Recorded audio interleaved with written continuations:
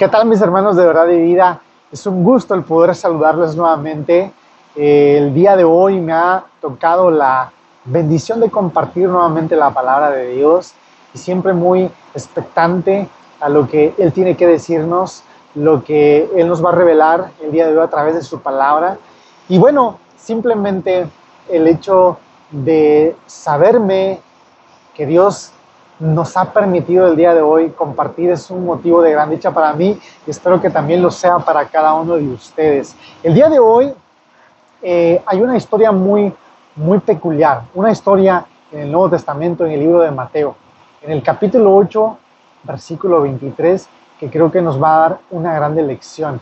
Y quiero leértela antes de pasar a explicar esta muy bonita historia, una muy profunda historia que tiene una gran enseñanza, y dice esto, Mateo 8:23. Y entrando él en la barca, sus discípulos le siguieron, y aquí que se levantó en el mar una tempestad tan grande que las olas cubrían la barca, pero él dormía. Y vinieron sus discípulos y le despertaron diciendo, Señor, sálvanos que perecemos. Él les dijo, ¿por qué teméis, hombres de poca fe? Entonces levantándose reprendió a los vientos y al mar, y se hizo grande bonanza, y los hombres se maravillaron diciendo, ¿qué hombre es este que aún los vientos y el mar le obedecen? Así me gustaría elevar una breve oración. Señor, en esta hora te pedimos que tú nos guíes a lo largo del desarrollo de esta predicación, de este sermón, y yo quiero pedirte que nos des la sabiduría que solamente puede provenir de ti, que nos des la inteligencia para poder adueñarnos de este contenido informático que pueda afectarnos no tan solamente en el cerebro, sino que también pueda afectarnos en todo nuestro ser. Por favor, ayúdanos a descubrir tu voluntad para nuestras vidas y que esto que vamos a analizar el día de hoy nos lleve cada día a hacer tu voluntad, a encontrar el mayor tesoro en tu palabra y no en lo que esta vida, en lo que este mundo nos puede llegar a ofrecer. Así que, Señor, te pedimos eso sabiendo que dependemos totalmente y completamente de ti. Así que, en el nombre de Jesús. Amén. Vemos aquí una particular historia. Se encuentran los discípulos en el mar luchando con una tormenta. Pero lo que vemos en esta historia es que Jesús iba ahí. Jesús estaba con ellos. Y lo primero que podemos observar es que si Jesús era realmente Dios, Él sabía lo que iba a suceder en el mar. Él sabía lo que iba a pasar minutos después u horas después de que entraran a la barca. Pero el Señor Jesús no les impide que vayan a ese lugar, no les impide, sino que Él los lleva. Él les permite que atraviesen la tormenta. Y creo que así como ellos tuvieron miedo, creo que tú y yo nos hemos sentido más de una vez identificados con los problemas que esta vida nos trae, las tormentas a las que tenemos que enfrentarnos. A los discípulos les tocó enfrentar un fenómeno natural, un fenómeno de la naturaleza. Sin embargo, tú y yo tenemos que pasar por distintos tipos de problemas, ya sea fenómenos naturales, pero también a veces tenemos que enfrentarnos a una crisis económica. A veces tenemos que enfrentarnos a una enfermedad de la cual no teníamos ni idea que se asomaría. Muchas de las tormentas se asoman de repente. El versículo 24 dice, y aquí se levantó en el mar una tempestad tan grande que las olas cubrían la barca. La Biblia de las Américas, lo traduce de otra manera y dice, y de pronto se levantó una grande tempestad. Y de pronto. Fuera muy bonito que las tempestades nos avisaran cuándo van a llegar, pero no sucede en la mayor parte del tiempo así. La mayor parte de las tragedias suceden cuando menos lo esperamos. Hay muchas personas que dicen, no, híjole, este es un mal momento para esta crisis económica. Este fue un mal momento para enfrentar esta enfermedad que el día de hoy me azota, ¿no? Pero la pregunta es, ¿cuándo es un buen momento? Yo creo que no hay ningún buen momento para recibir las enfermedades, ¿no? porque desde nuestra percepción todas las enfermedades son malas, o por lo menos no lo creemos de esa manera, de manera teórica, no creemos que las enfermedades sean necesariamente malas, pero al momento de enfrentarlas en nuestra alma, en nuestro ser, las percibimos como algo malo, ¿no? Y los discípulos estaban enfrentando esta calamidad. Dice el versículo 23, y entrando él en la barca, sus discípulos le siguieron. El que toma la iniciativa para entrar en la barca es Jesús. Jesús entra a la barca y Él es quien los lleva al mar. Él es quien, en cierto sentido, los lleva a la tormenta. Con esto, ¿qué queremos decir, hermano? Que normalmente las tormentas, Dios no es que no sepa lo que va a venir, ¿no? Dios no estuvo, Dios no es que no supo que venía esa enfermedad a nuestras vidas. Dios no es que no sabía que iba a venir esa crisis económica. Dios que no es que no sabía que iba a sucedernos aquel mal evento que al día de hoy podemos probablemente mirar hacia atrás, ¿no? Y decimos, qué mal que sucedió eso. O al día de hoy podemos decir, híjole, yo no sabía que eso me iba a acercar a ti. No sabía que eso iba a producir esto en mí. Sin embargo, Jesús sabe lo que viene más adelante en nuestras vidas. Y muchas veces es que Dios no impide esos malos, o por lo menos desde nuestra percepción, esos malos eventos. Dios no impide que afrontemos y que atravesemos esos malos eventos. Dios tuvo la iniciativa de llevarlos aquí al mar. Entonces, en primer lugar es eso. Dios sabe lo que vamos a afrontar y a veces hasta Él mismo nos guía o Él las permite. El libro de Ruth, en el Antiguo Testamento hay una historia muy particular, pero también en el libro de Ruth, cuando le preguntan a Noemí, ¿qué te ha pasado, Noemí? La percepción teológica de Ruth es el Rey de Reyes, el Dios ha hecho que yo esté en esta aflicción. En cierta manera, su modo de percibir las cosas de Noemí es, el Señor lo ha permitido, o el Señor me ha llevado a esto mismo que me ha sucedido. Habían fallecido 3 familiares, su esposo y sus 2 hijos. Y desde el punto de vista teológico para Noemí es, el Señor me ha llevado ahí. Así que muchas de las cosas que nosotros vemos como malas desde nuestra percepción, no es otra cosa más que Dios a veces guiándonos para enseñarnos lecciones, para encontrarnos con que el mayor tesoro en esta vida es experimentarlo a Él. Que eso va a ser lo más grato, la dicha más hermosa a la que el ser humano puede tener acceso siempre. Los discípulos entonces dicen que siguieron a Jesús y al seguir a Jesús entraron en la barca. Y cuando entraron en la barca se levanta una gran tempestad.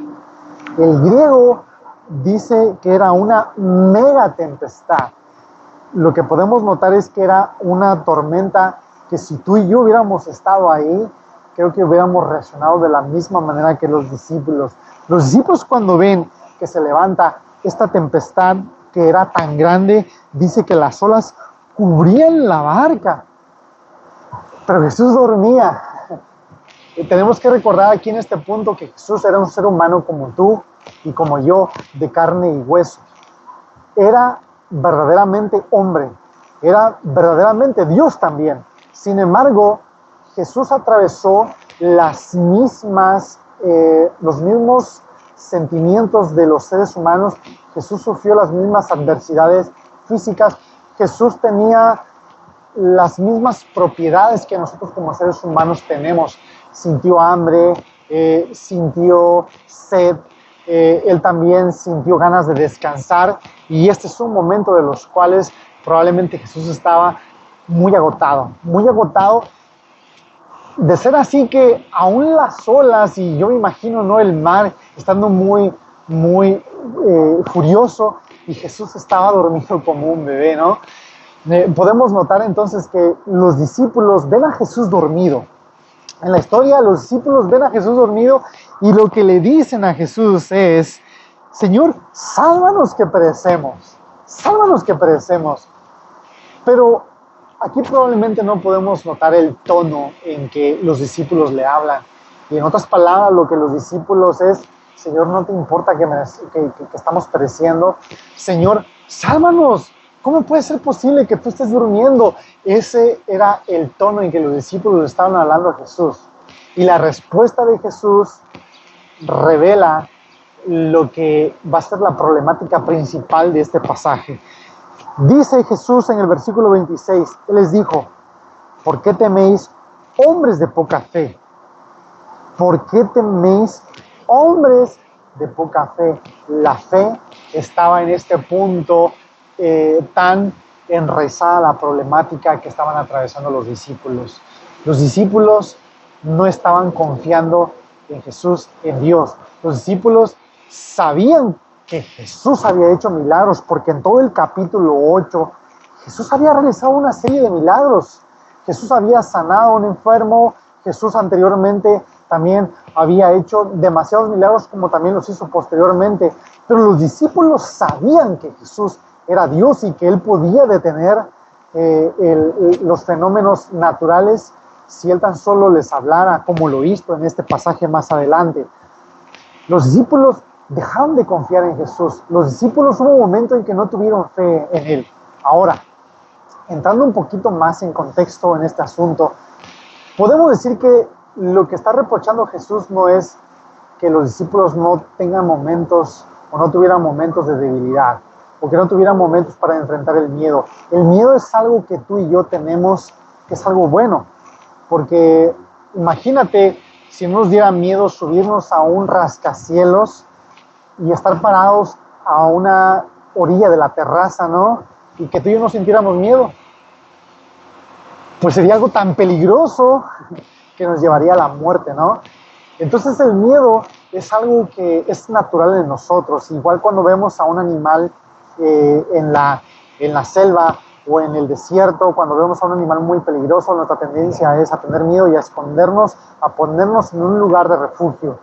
Y lo mismo sucedió con los discípulos, ¿no? En este momento están viendo un fenómeno natural que les está causando temor, y es algo bueno. Ahora, el Señor Jesús no nos reprocha el hecho de que nosotros luchemos con las situaciones. De una manera inicial reaccionamos con temor. Lo que no podemos hacer, mi hermano, es que el temor nos paralice, que las enfermedades nos paralicen y que nos hagan tomar malas decisiones.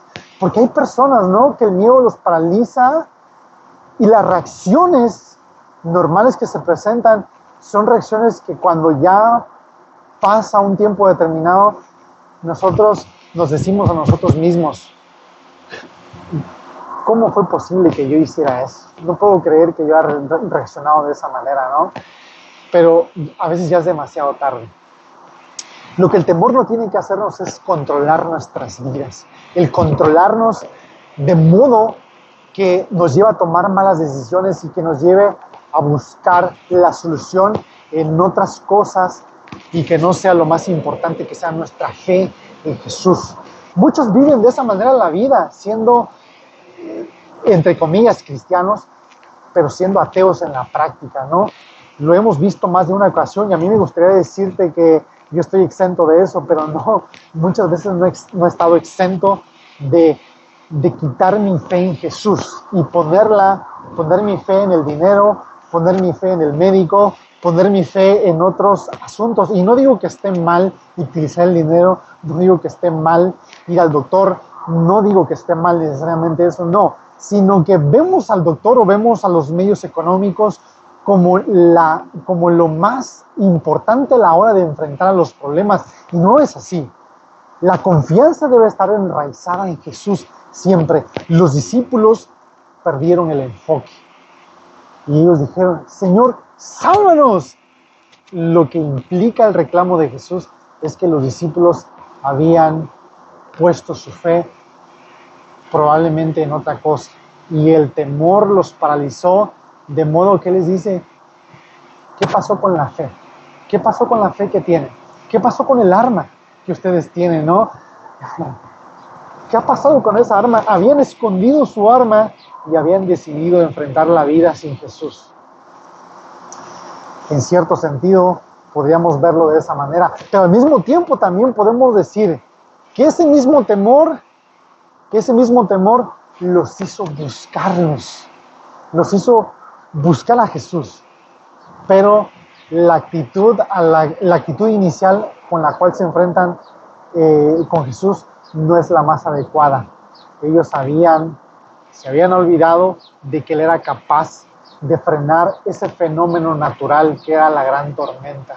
Se olvidaron de eso y ellos dijeron entre sí: estamos a punto de morir y Jesús está dormido, estamos a punto de morir. Jesús, al parecer a Jesús no le importa. Y esa probablemente es la reacción que tú y yo tenemos ante los malos sucesos que nos acontecen, ¿no? Es como si nosotros le dijéramos a Jesús: ¿sabes qué, Jesús? Me siento como si a ti no te importara ahorita lo que me está pasando ahorita en mí.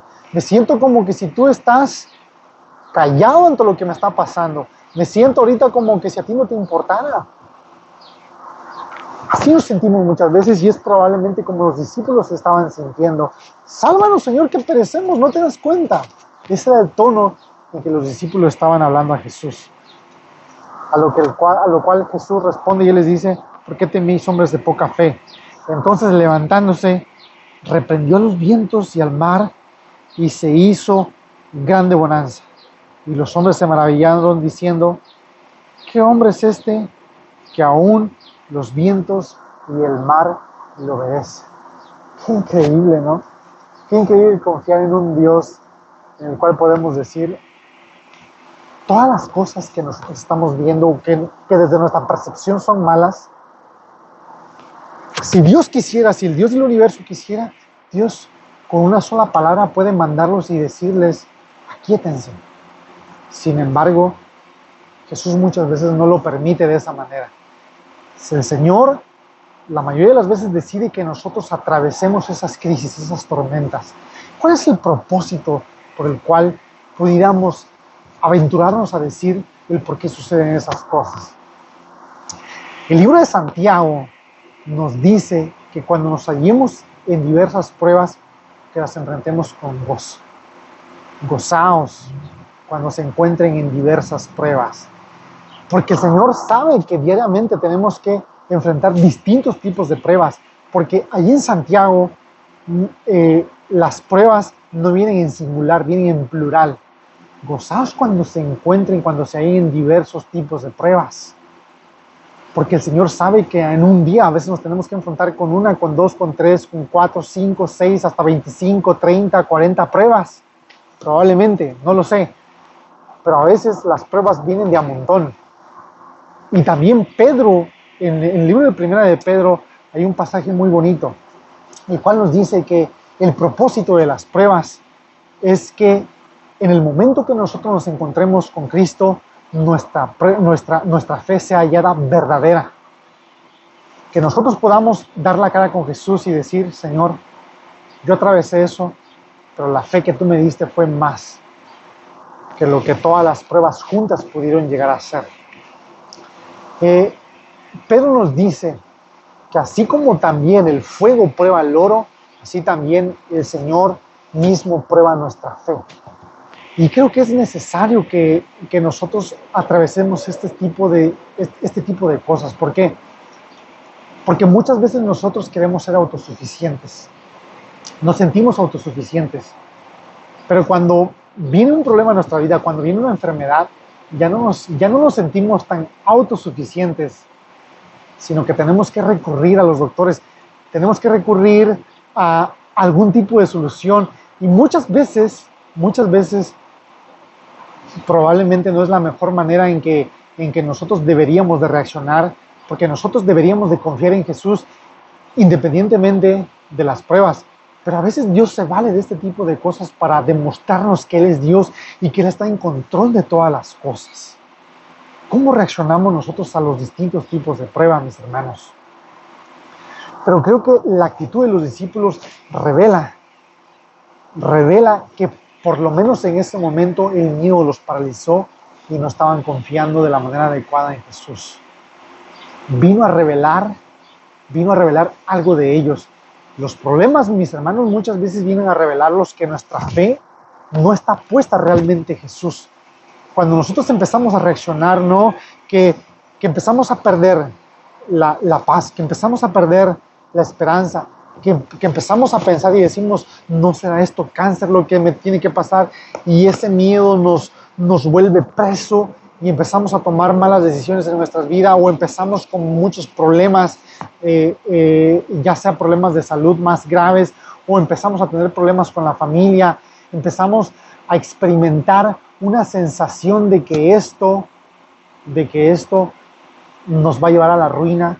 Es cuando Dios nos está diciendo, tu fe no está puesta realmente en mí, ¿no? Porque otra vez, si confiáramos en ese Dios verdaderamente, pudiéramos decir, Señor, todo está en tu control. Todo está en tu control, y lo que estoy pasando ahorita no es más que una prueba. Se cuenta de unos hermanos los cuales se les detectó cáncer por segunda ocasión. O sea que una vez habían estado luchando contra el cáncer y salió, esta hermana salió adelante. Sin embargo, hubo una segunda ocasión que al parecer el cáncer regresó. Lo que me impresionó saber de esta hermana fue que cuando ella pidió oración a la iglesia fue, yo quiero que ustedes pidan que en medio de esta enfermedad, que Cristo sea glorificado. Qué manera de pedir, ¿no? Yo me imagino que si hubiera sido el enfermo, probablemente hubiera dicho que yo quiero que ustedes pidan porque el Señor se lleve ya esta enfermedad. Pero la manera de pedir de esta hermana es una manera tan madura en la fe, ¿no? Nosotros nos podemos dar cuenta de la madurez de una persona por la forma en que reacciona a las adversidades. Esa es una muy buena manera de saber quién es maduro en la fe. Y esta hermana pidió a los hermanos de su congregación no que le quitaran la enfermedad del Señor. Lo que esta hermana pidió fue que en esa enfermedad el Señor fuera glorificado. Hubiera sido muy distinto que los discípulos hubieran dicho, Señor, estamos enfrentando esta tempestad, esta crisis, pero tú vienes con nosotros. Tú puedes detenerla, tú puedes confiar. Si hubiera sido otro el acercamiento de los discípulos, creo que hubiera sido muy distinta la historia. Sin embargo, como dice la Escritura, que estas cosas que se han escrito para nuestra enseñanza se han escrito, para nuestro ejemplo se han escrito. Mis hermanos, la gran lección que nos quiere dar en esta hora el Señor Jesús a través de estos pasajes es que las crisis en nuestras vidas vienen con un propósito y muchas veces vienen para revelarnos que nuestra vida cristiana no es como lo pensamos, para revelarnos que nuestra fe no está realmente puesta en el autor y consumador, no está puesta en el autor y consumador de nuestra salvación, sino que está puesta ya sea en el dinero, ya sea en los médicos, ya sea en un familiar, ya sea en los políticos, ya sea en cualquier otra cosa, pero muchas veces nuestra confianza no está puesta realmente en Jesús. Y eso simplemente es lo que nos viene a revelar la historia. En segundo lugar, lo que tengo que decir es que no nos tenemos que olvidar, de que si hubieran sabido los discípulos, que creo que lo sabían, pero si lo hubieran sabido realmente de un modo no tan solamente teórico, sino también experiencial, con todo su ser, los discípulos hubieran reaccionado de una manera muy distinta. Tú y yo, mi hermano, no nos tenemos que olvidar de quien tiene el control en el mundo es Dios.